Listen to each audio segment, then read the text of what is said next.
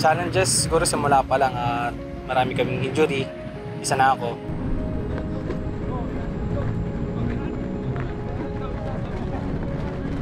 Ako nga pala si Ian Margado, the team captain of the UP baseball team.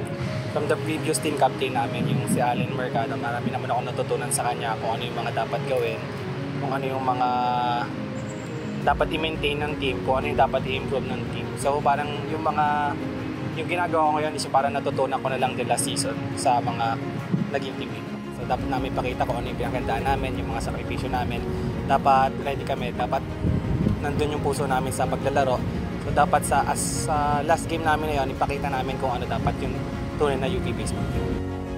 Marami kaming pumasok na rookie, so siyam silang na rookie. So parang taga-iba-ibang lugar sila. Siyempre dito sa college level na laruan, parang mahirap din mabuo yung team cohesion. Kasi mga more on adult na, 18 years old pataas. So yung parang pag-bonding ng isa't isa, more on halos magkakahiwalay. Para sa akin po as a rookie, medyo na-pressured lang din po ako sa mga seniors. Pero at the same time, namomotivate din po ako na mag-perform pa ng mas maayos para mapakita ko sa kanila na deserving ako na makasali sa team.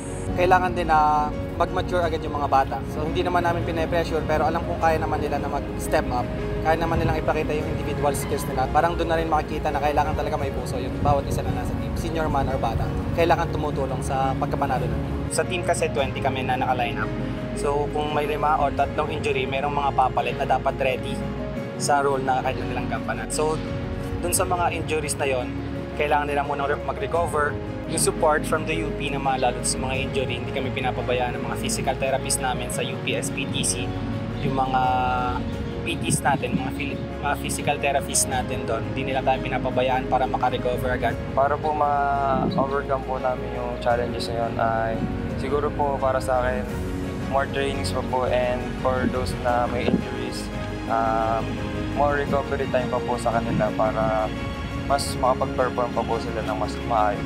Sa remaining games namin na season 86 against Ateneo, siguro muna kailangan muna namin pahinga, kailangan muna namin mag-rest, kailangan muna mag-recover ng katawan namin. Siguro kailangan namin mag-focus on kung saan kami mananalo, sa offense at sa last errors. So kailangan namin ipakita kung sino talaga kami kasi last game na to ng elimination eh. So dito malalaman kung papasok kami sa Final Four or hindi. So sinasabi ko sa teammate ko na it's now or never na. Kailangan yung laro namin, pakita na namin kung sino talaga kami. Kailangan ipanalo namin yung natitira namin laro.